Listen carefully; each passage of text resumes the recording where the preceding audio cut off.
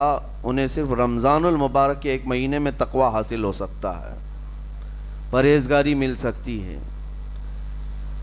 یہ شہر طاعات ہے، شہر عبادات ہے، شہر کا مطلب مہینہ ہے عربی میں۔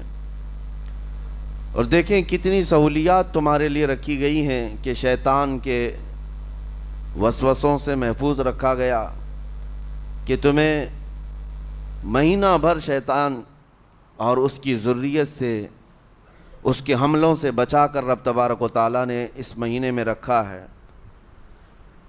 تو اب میرے عزیزو، تھوڑی سی محنت کی ضرورت ہوتی ہے تاکہ ہمارا دل پاک ہو جائے۔ تھوڑی سی اور محنت اس میں کر لی جائے تو انسان کا باطن پاک ہو جائے۔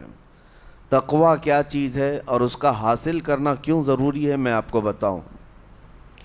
تقوی کا مطلب سب سے اہم چیز یہ ہے، اللہ کا خوف۔ یہ بنیادی چیز ہے، یہ بنیادی چیز ہے، اور یہ اگر بنیاد ہے تو ہر عمل میں آپ کے تقوی حاصل ہو جائے گا۔ نماز کیوں پڑھتے ہو؟ نماز ایک ڈیوٹی سمجھ کر کے پڑھتا ہے تو کوئی مسئلہ ہی نہیں اس کا، یعنی وہ ڈیوٹی ادا کر رہا ہے۔ لیکن نماز میں اگر خوف خدا ہے، اللہ کے ڈر سے پڑھتا ہے، یہی تقوی ہے۔ روزہ کیوں رکھ رہا ہے؟ سب محلے میں رکھ رہے تھے، ہم نے بھی رکھ لیا۔ روزہ اس لیے رکھ رہا ہوں کہ لوگ برا نہ سمجھیں، یا اسلام کا ایک حصہ ہے۔ اتنی ہی نیت تھی تو پھر اس نے روزے سے کچھ حاصل نہیں کیا، لیکن اسی روزے کو اللہ کے خوف سے رکھا، یہی تقوی ہے۔ تو خوف خدا، اللہ کا خوف آ جانا ہر عمل میں، یہی تقوی ہے۔ اور اگر یہ چیز نہیں ہے تو انسان بہت بڑے بڑے گناہ بھی کر جاتا ہے، اسے ڈر نہیں لگتا۔ روزہ چھوڑ دیا، اسے کوئی خوف ہی نہیں ہے، بلکہ دھڑلے سے لوگوں کے سامنے کہتا بھی پھر رہا ہو کہ مجھے یہ سب چیزوں میں وشواس نہیں، یقین نہیں ہے۔ یہ باتیں اس زبان سے آتی ہیں جس کے ہاں اللہ کا خوف ہے ہی نہیں، اللہ کا ڈر نہیں۔ اسی لیے قرآن میں اللہ نے فرمایا لعلکم تتقون، تم پر روزے اللہ نے فرض کیے ہیں تاکہ تمہیں تقوی مل جائے، اللہ کا خوف۔ اور یہ کتنی اہم چیز ہے میں آپ کو بتاؤں، خوف خدا۔ خوف خدا کا مطلب کہ اللہ کا ڈر، اللہ کا خوف، یہ تمہاری پوری باڈی کو صحیح کرتا ہے، اندر سے بھی باہر سے بھی۔ خوف خدا، تم ہر قدم پر اگر یہ سوچتے ہو کہ میرا رب مجھے دیکھ رہا ہے، جیسے کہ آپ کو پتہ ہے حدیث پاک میں حضور صلی اللہ تعالیٰ علیہ وسلم سے پوچھا بھی گیا احسان کیا ہے، یعنی نیکی کس کو کہتے ہیں؟ حضور نے فرمایا تم نماز ایسی پڑھو یا عبادت ایسے کرو جیسے تم اللہ کو دیکھ رہے ہو۔ اور اگر یہ نہیں ہو سکتا تم سے تو اتنا احساس تو رہے کہ اللہ تمہیں دیکھ رہا ہے۔ تو ہر عمل میں تمہارے یہ سوچ آئے کہ مجھے میرا رب دیکھ رہا ہے، تمہارے قدم سنبھل جائیں گے۔ آج آپ مسجد میں بیٹھے ہیں، ادب سے بیٹھے ہیں، حالانکہ ایک آدھے گھنٹے کے بعد جسم کو پھیلنے کی حاجت ہونے لگتی ہے، تھوڑا پیر پھیلا لوں، پیٹھ کو ٹیک دے دوں، نہیں کرتے آپ، اس لیے کہ آپ کو احساس ہے کہ امام صاحب دیکھ رہے ہیں، مفتی صاحب دیکھ رہے ہیں، یا پھر مجمع میں لوگ دیکھ رہے ہیں۔ تو یہاں پر ہمارے دیکھنے کے احساس سے آپ کے پیر نہیں پھیلتے ہیں، آپ پھیل کے نہیں بیٹھتے۔ تو ہم میاں نہ سزا دینے والے نہ جزا دینے والے ہیں۔ یہی احساس اگر اللہ کے دیکھنے کا ہو جائے کہ میرا رب مجھے دیکھ رہا ہے، تو پھر آپ کو کسی نگرانی کی ضرورت نہیں، کہیں کسی سی سی ٹی وی کی ضرورت نہیں۔ اللہ کا خوف اگر بندے کے دل میں آ جائے، وہ ہر لمحے، ہر گھڑی، ہر علاقے میں محفوظ رہتا ہے، اپنے آپ کو محفوظ رکھتا ہے۔ میرے عزیزو، 4 سال کی عمر ہے امام اہل سنت فاضل بریلوی رحمۃ اللہ علیہ، امام محمد رضا خان رحمۃ اللہ علیہ، 4 سال کی عمر میں روزہ رکھ لیا۔ گرمیوں کی شدت تھی، گھرانہ علمی گھرانہ ہے، باپ بھی بڑے عالم دین، دادا بھی بڑے عالم دین ہیں۔ 4 سال کی عمر میں روزہ تو رکھ لیا، اور جب تھوڑی دوپہر ڈھل گئی، اچھوں کی حالت دھوپ کے دنوں میں خراب ہونے لگتی ہے، تو شام ہونے کو قریب تھی کہ ایک کمرے کے اندر دادا محترم نے پوتے کو بند کر دیا اور کچھ پھل فروٹ ساری چیزیں اندر رکھ کر کے دروازہ باہر سے بند کر لیا. کہا بیٹا کھا لینا, میں کسی کو بتاؤں گا نہیں, کسی کو نہیں بولوں گا. 4 سال کی عمر ہے, تمہارا روزہ بھی رہے گا, کھا کر کے تھوڑا پیٹ ہلکا کر لینا. تو یہ دروازہ بند کر کے دادا محترم چلے گئے. کافی دیر کے بعد دروازہ کھلا تو وہ پھل فروٹ ویسے کے ویسے ہیں, بچہ ویسے ہی بیٹھا ہوا ہے. امام احمد رضا رحمۃ اللہ تعالیٰ علیہ, 4 سال کی عمر کی بات کر رہا ہوں. دادا نے آ کر پوچھا بیٹا کھائے نہیں, دروازہ بند کر لیا تھا. تو 4 سال کی عمر میں مولانا امام احمد رضا کہنے لگے کھا تو لیتا لیکن ہر گھڑی میرا مولا تو دیکھ رہا ہے, جس کے لیے روزہ رکھا وہ تو دیکھ رہا ہے. یہ ہے تقویٰ, یہ ہے خوف خدا, کہ اگر یہ کسی کے دل میں بیٹھ جائے, اسے لوگوں کو دکھانے کی یا لوگوں کے اسے دیکھنے کی کوئی ضرورت ہی نہیں. میرے عزیزو, تقویٰ حاصل کرنے کا یہ اتنا بہترین راستہ ہے, اتنا بہترین راستہ ہے. آپ روزہ ہیں, کس کو پتہ ہے؟ میں روزہ ہوں, کس کو پتہ ہے؟ یہ راز ہے میرے اور اللہ کے درمیان. آپ روزہ ہیں, یہ راز ہے آپ کے اور اللہ کے درمیان. بہت سارے موقع آپ کے پاس ہیں دن بھر میں, فجر سے لے کر عصر تک. کئی مرتبہ وضو میں جانا پڑتا ہے, باضابطہ آپ کلی کر رہے ہیں, آدھا نگل جاتے, کس کو خبر ہے؟ یا کہیں چھپ کر کے کوئی ہلکی سی چیز چبا لیتے, کس کو خبر ہے؟ اس لیے کہ یہ اندرونی معاملہ ہے, راز ہے. آپ کھا رہے ہیں پی رہے ہیں یا نہیں کھا رہے ہیں نہیں پی رہے ہیں, یہ کوئی دوسرا نہیں کہہ سکتا. آپ کے اور آپ کے اللہ کے درمیان یہ راز ہے.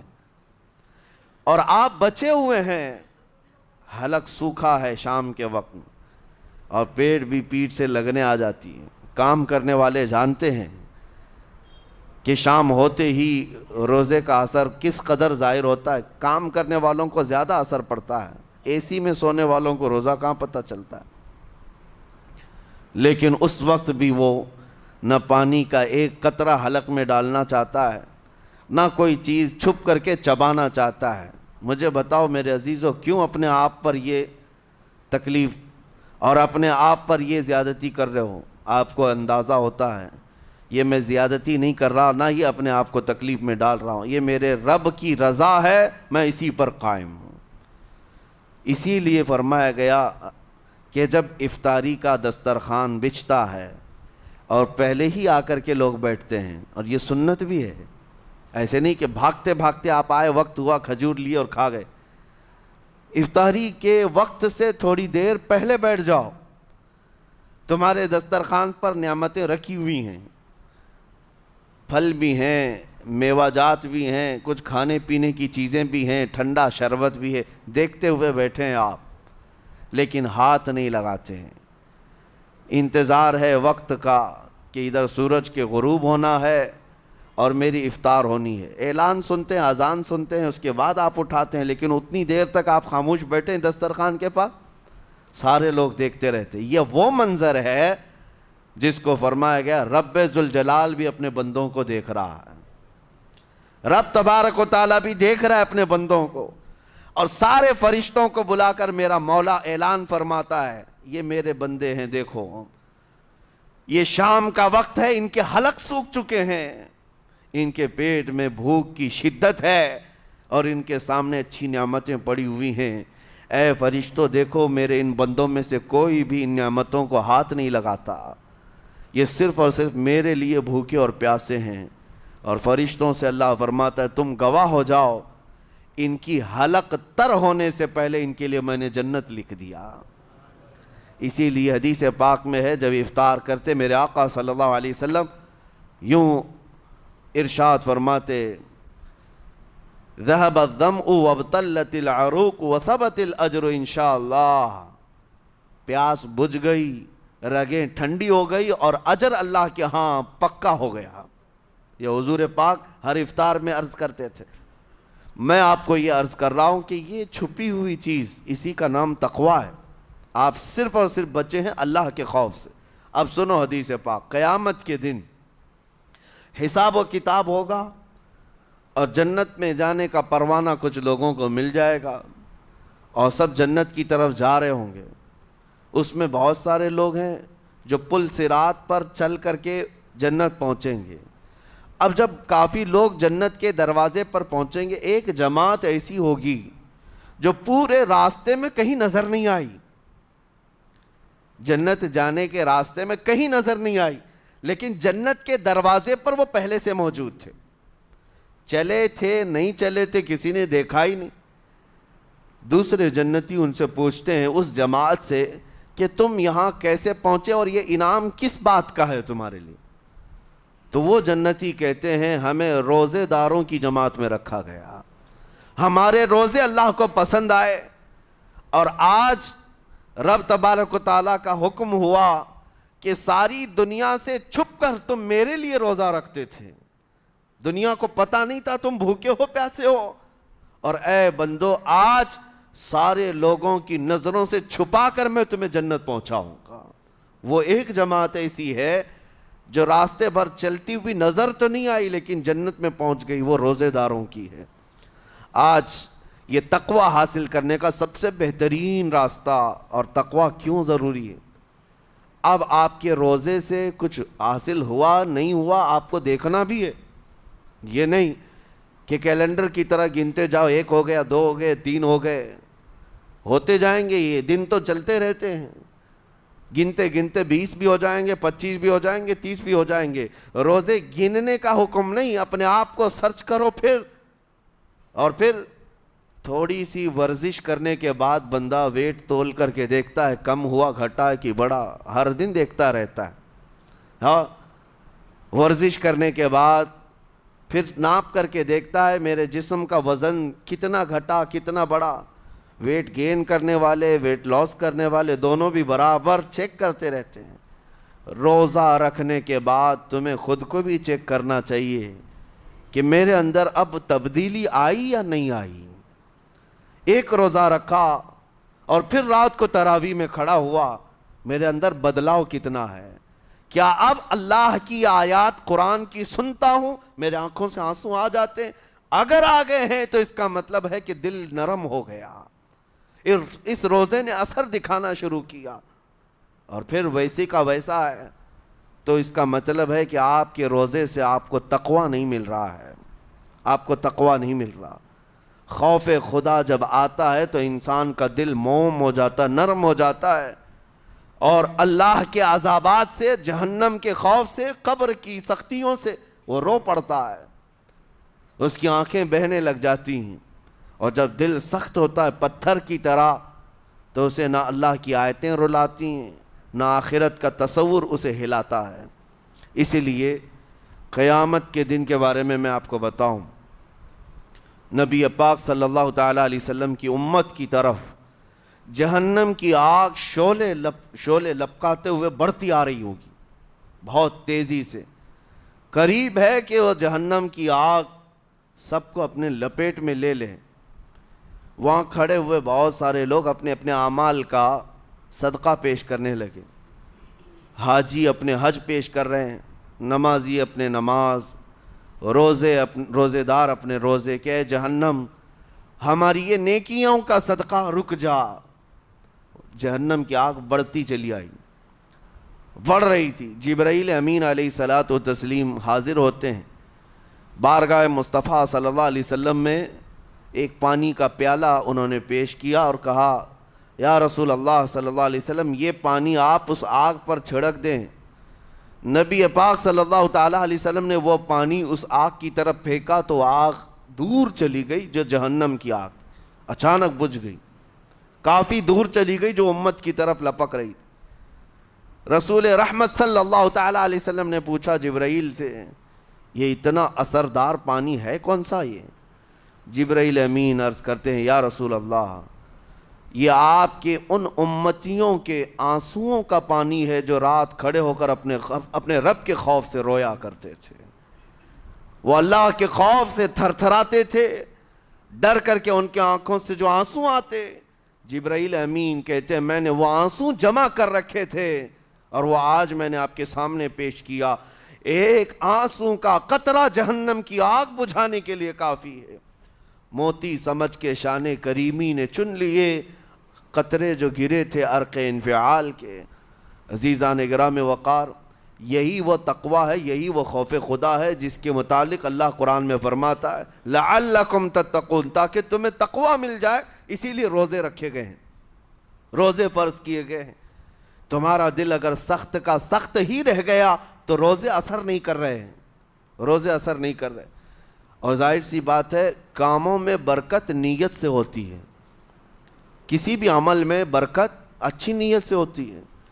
اگر کوئی روزہ اس لیے رکھ رہا ہے، جیسے بہت سارے فائدے گنائے جاتے ہیں نا، روزہ رکھنے سے کینسر نہیں ہوتا، روزہ رکھنے سے جسم کے فاسد مادے ختم ہو جاتے ہیں، نکل جاتے ہیں، ڈاکٹرز بھی مشورہ دیتے ہیں مہینے میں ایک مرتبہ، ہفتے میں ایک مرتبہ باڈی کو فری چھوڑنا چاہیے۔ تو یہ تو جسمانی فائدے تو رکھے گئے ہیں، لیکن اگر تم روزہ اس نیت سے رکھ رہے ہو کہ میری باڈی صحیح ہوتی رہے، تو گویا کہ تم تو اپنی دنیاوی غرض سے روزہ رکھ رہے تھے۔ یہ فائدے تو ملنا ہی ملنا ہے، یہ فائدے یوں بھی ملیں گے اللہ تعالیٰ کی طرف سے آپ کو، لیکن نیت وہ نہیں۔ روزہ رکھنے کی نیت یہ ہو کہ میرا رب مجھ سے راضی ہو جائے اور مجھے رب تبارک و تعالیٰ کا خوف اور تقوی حاصل ہو جائے۔ نیت میں برکت ہے، اور جن کاموں کو آپ اچھی نیت سے کریں گے اسی طرح ان کاموں میں اثر بھی پیدا ہوگا۔ روزہ رکھنے سے پہلے آج نیت یہی کریں کہ مولا تعالیٰ یہ روزہ میرے تمام برے اعمال کے لیے کفارہ ہو جائے، یہ ڈھال بن جائے۔ جانتے ہیں آپ اپنے نفس امارہ کو روکنے کا سب سے بہترین آلہ بھوک ہے، بھوک۔ جتنا آدمی بھوک کے ذریعے سے اپنے نفس کو مار سکتا ہے دوسری کوئی چیز نہیں۔ آپ دیکھیں اس رمضان المبارک میں بہت ساری حلال چیزیں آپ کو حرام کر دی گئی ہیں، یعنی سحری سے لے کر افطاری تک۔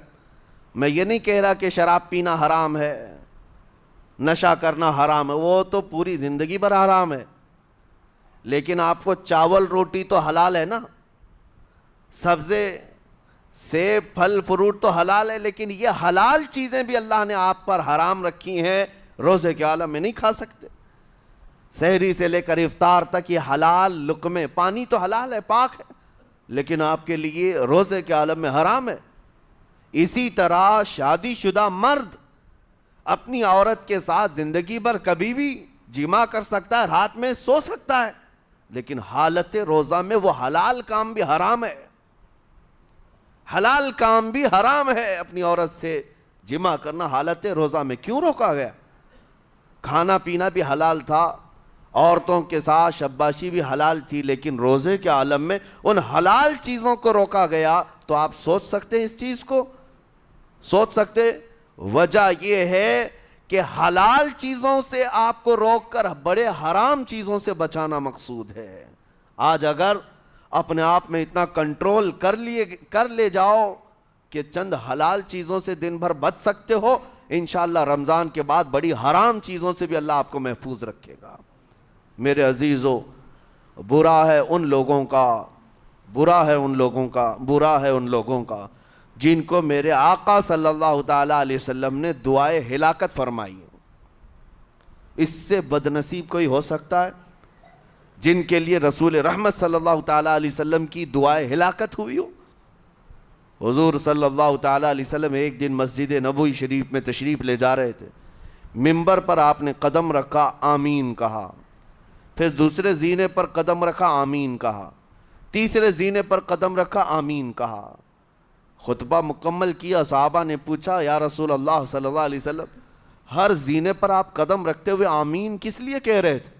سنو، رسول پاک صلی اللہ علیہ وسلم ارشاد فرماتے ہیں کہ میں جب پہلے زینے پر قدم رکھا تو سید الملائکہ جبرائیل امین آئے اور دعا کرنے لگے۔ کیا دعا کیا؟ یوں کہا، یا رسول اللہ صلی اللہ علیہ وسلم وہ شخص ہلاک و برباد ہو جائے جو آپ کا نام سنے اور پھر اس کے بعد درود نہ بھیجے۔ حضور فرماتے میں نے آمین کہا۔ حضور کا نام سنتے ہی آپ کی زبانوں پر درود آ جانا چاہیے۔ اللہم صلی علی سیدنا محمد وآلہ وصحبہ وبارک وسلم۔ میرے آقا فرماتے ہیں دوسرے زینے پر قدم رکھا تو جبرائیل امین نے یوں کہا، یا رسول اللہ صلی اللہ علیہ وسلم، وہ شخص ہلاک و برباد ہو جائے جو زندگی میں اپنے ماں اور باپ میں سے کسی ایک کے بڑھاپے کو پایا اور ان کی خدمت کر کے جنت نہیں حاصل کر سکا بلکہ ان کو ایسے ہی چھوڑے رکھا، ایسا شخص برباد ہو جائے۔ حضور فرماتے میں نے آمین کہا۔ پھر جبرائیل امین نے کہا، تیسرے زینے پر قدم رکھتے ہی میرے آقا فرماتے ہیں جبرائیل نے یوں دعا کی کہ اے اللہ کے رسول، وہ شخص ہلاک و برباد ہو جائے جو رمضان کا مہینہ پایا لیکن اس کا ادب نہیں کر سکا، اس کا احترام نہیں کر سکا۔ حضور فرماتے میں نے اس پر بھی آمین کہا۔ جس کی ہلاکت کے لیے جبرائیل امین دعا کر رہے ہوں اور اس دعا پر سید الانبیاء آمین کہہ رہے ہوں، ایسے شخص کی بربادی کا کیا انجام ہو سکتا ہے؟ وہ کتنا بد نصیب ہوگا۔ اسی لیے میرے عزیزوں، مسلمانوں میں یہ رواج ہی نہیں ہونا چاہیے کہ اٹھ کر کے پوچھتے رہیں روزہ ہے کہ نہیں ہے، روزہ ہے کہ نہیں ہے۔ مسلمان ہے تو روزہ ہے، اور یہ کوئی آپشنلی عبادت نہیں ہے کہ 4 رکھ لیا 2 نہیں رکھا، آپشنلی نہیں، یہ فرض عین ہے۔ ایک روزے کو چھوڑنے کا گناہ فرمایا گیا 600 سال تک اسے دوزخ میں رکھا جائے گا، 600 سال تک۔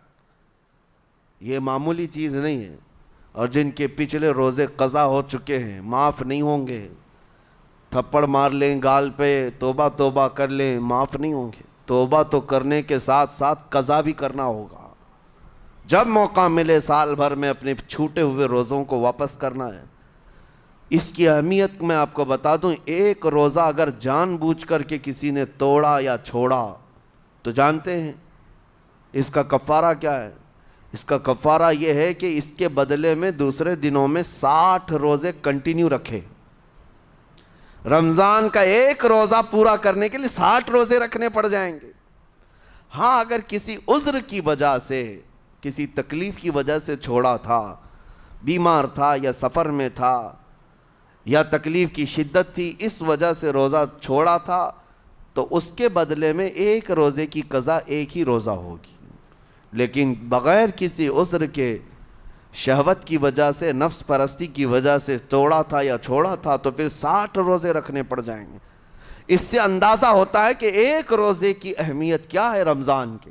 اسی لیے میرے عزیزو، یہ روزے آسان ہیں، روزے آسان ہیں، اس کو رکھ لو، اس کی جزا بہت بڑی ہے، اس کی جزا بہت بڑی۔ ویسے بھی آپ دوسرے دنوں میں لیٹ ناشتہ کرنے کے بھی عادی ہیں۔ ممبئی والوں کا تو حال یہ ہی ہے، 12 بجے کے بعد 1 بجے 2 بجے تو ان کے ناشتے ہوتے ہیں، دوپہر کا کھانا تو شام 5 بجے ہو رہا ہوتا ہے۔ بس وہ ناشتہ سکپ کرنا ہے، دوپہر کے کھانے جو آپ کے ہوتے ہیں اس سے اور تھوڑا ایکسٹینڈ کر لیں تو افطاری کا وقت آ جاتا ہے۔ کوئی بہت بڑی دقت کی بات نہیں، کوئی بہت بڑے بوجھ کی بات نہیں، آسان ہے۔ آج الحمدللہ ہمارے 5 سال 6 سال کے بچے روزہ رکھ لیتے ہیں، تو بڑوں کو تو اللہ نے جو طاقت عطا کی ہے، روزہ ہرگز ترک مت کرو۔ لیکن ساتھ میں آج یہ میسج ضرور دوں گا، نیت یہ کرو کہ مجھے تقویٰ مل جائے، مجھے پرہیزگاری مل جائے، اور یہ آپ کو خود چیک کرنا ہوگا۔ روزانہ رات کو نماز میں کھڑے ہو جاؤ تراویح کے، دیکھو کہ کتنی تبدیلی آ رہی ہے۔ آج میں نے روزہ افطار کیا، میرے اندر بدلاؤ آیا کہ نہیں آیا؟ اور اگر نہیں آ رہا ہے، کوئی تبدیلی نہیں آ رہی ہے، تو اس کا مطلب ہے آپ تقویٰ نہیں حاصل کر رہے، آپ تو روز مرہ کی روٹین پر چل رہے ہو۔ روٹین پر چلنے کا مطلب یہ روزہ نہیں ہے۔ روزہ تقویٰ دے کر جاتا ہے بندے کو، روزہ خوف خدا دے کر جاتا ہے بندے کو۔ اسی لیے میرے عزیزو، آج دیکھیں آپ بہت ساری برائیوں سے رمضان میں بچ جاتے ہیں، تھوڑی اور محنت کی ضرورت ہے۔ ہم نے دیکھا ہے بہت سارے گھروں میں، باقی عیاش گھروں کی مجھے کوئی وہ نہیں ہے، ان سے کوئی لینا دینا نہیں، لیکن نارمل مسلمانوں کے گھروں میں بھی ہوتا یہ ہے، عورتیں بچوں کو تلقین کرنا شروع کر دیتی ہیں، گانے بند کرو، ٹی وی بند رکھو، بہت ساری چیزیں بند رکھو کہ رمضان آیا ہوا ہے۔ اور رمضان میں اگر ٹی وی لگا بھی لیا تو کچھ اسلامک چیزیں دیکھنے لگ گئے، ماحول تم نے خود ہی بدلا ہے اپنے گھر میں، کچھ چیزوں کو آپ نے بدلا ہے اور کچھ چیزوں کا ادب آپ نے کرنا شروع کیا ہے، اسی کو اور تھوڑی سی محنت کے ساتھ بڑھا لیا جائے، قسم رب ذوالجلال کی ہر برائی رمضان میں ہی آپ سے ختم ہو جائے گی۔ جس کی کوئی چیز چھوڑنے پر نہیں چھوٹتی ہے وہ رمضان میں کر کے دیکھ لے، اللہ کی بارگاہ میں یاد کرے کہ مولا دن بھر میں تیری رضا کے لیے بچ رہا ہوں، مجھے میری باقی زندگی میں ان گناہوں سے بچا لے۔ وہ رحمان ہے، جب وہ تمہیں اس کے بدلے میں جنت دیتا ہے تو یہاں برائیاں کیوں نہیں چھڑواتا؟ یقیناً وہ برائیوں کو تم سے دور کرے گا۔ قرآن کا فرمان عالی شان لعلکم تتقون، اسی پر میں نے آپ کے سامنے بات رکھی ہے۔ روزے اس لیے فرض کیے گئے ہیں تاکہ تمہیں تقوی مل جائے، پرہیزگاری مل جائے۔ بعض لوگوں کو دیکھا گیا ہے رمضان المبارکہ میں بھی وہ اپنی بری حرکات سے باز نہیں آئے، ان کی روٹین ویسی ہی جاری رہی، نعوذ باللہ نظروں کی خطائیں بھی باقی رہیں۔ اور سب سے بری چیز یہ ہے کہ رمضان میں شیطان کی نیابت اگر کوئی کر رہا ہوتا ہے تو تمہارا یہ موبائل فون ہے۔ اکثر لوگ یہ سمجھتے ہیں کہ اس موبائل فون کو ہم استعمال کرتے ہیں تاکہ ٹائم پاس ہو جائے، روزہ کا وقت قریب آ جائے۔ اس ٹائم پاس کے چکر میں تم کیا کیا دیکھتے رہ جاتے ہو اور کہاں تک یہ چیزیں پہنچاتی ہیں تمہیں اندازہ بھی نہیں ہوتا، احساس بھی نہیں ہوتا، تو تمہاری رہی صحیح عبادت کو بھی یہ ہضم کر جاتا ہے، کھا جاتا ہے۔ اس کے استعمال پر اگر کنٹرول ہے تو خوب استعمال کرو، لیکن کنٹرول نہیں ہے تو اے نوجوانوں اس کا بھی روزہ رکھو، اس انٹرنیٹ کی بلاؤں سے محفوظ ہو جاؤ۔ اس لیے کہ بہتوں کو میں نے دیکھا ہے ان کے دن بھر اور رات بھر رمضان میں سوشل نیٹ ورکس پر مصروفیت ویسی کی ویسی ہے جیسے دوسرے دنوں میں تھی۔ وہ رات بھر چیٹنگ میں بھی مصروف ہیں، ایک دوسرے کو ادھر ادھر بھیجنے میں بھی مصروف ہیں، ساری چیزیں جوں کی توں چل رہی ہیں۔ تو تمہارے موبائل نے تمہیں تقوی سے بہت دور رکھا ہے، تمہیں رب تعالیٰ کے قریب ہونے نہیں دیتا۔ اپنے آپ کو بدل لو۔ ظاہر سی بات ہے یہ سخت چیز ہے، اگر کوشش کرو گے تو بچ جاؤ گے، اور تقوی اتنی آسانی سے تو نہیں ملتا۔ اپنے آپ کو سٹرگل کرو، انشاءاللہ العزیز دل پاک ہو جائے گا، پھر آپ کو اپنی زندگی کے اندر جو اجالے نظر آئیں گے وہ خود آپ محسوس کریں گے، آپ محسوس کریں گے۔ گناہوں کے اندھیروں نے دل پر ایسی کالک رکھی ہے کہ آپ کو کچھ بھی یہاں پر سمجھ میں نہیں آتا، ورنہ نمازوں کا لطف ایسا ہے، قرآن کا مزہ ایسا ہے، جسے یہ لگ جائے دنیا کی کوئی نعمت اس کے سامنے ہیچ نظر آتی ہے، کوئی چیز اسے اچھی نہیں لگتی، لیکن کب؟ جب اسے تقوی کا اجالا حاصل ہو جائے۔ میرے عزیزو، اللہ کریم کی بارگاہ میں دعا گو ہوں، مولا قدیر و جبار ہم سب کو تقوی و پرہیزگاری عطا فرمائے، اور ہم سب کے روزوں سے اللہ تعالی ہمیں پرہیزگاری عطا فرمائے۔ ان روزوں کے انوار اور برکات اور رمضان کے احترام کی ہمیں توفیق عطا فرمائے۔ مولا کریم تیری خشیت سے اور تیرے خوف سے آنکھیں جو بھیگتی ہیں ان آنکھوں میں ہمارا شمار فرما دے، تیرے یاد میں رونے والے بندوں میں ہم سب کو شامل فرما۔ وصلی اللہ تعالی علی خیر خلقی محمد وآلہ واصحابہ اجمعین، وآخر دعوانا ان الحمد للہ رب العالمین۔ السلام علیکم۔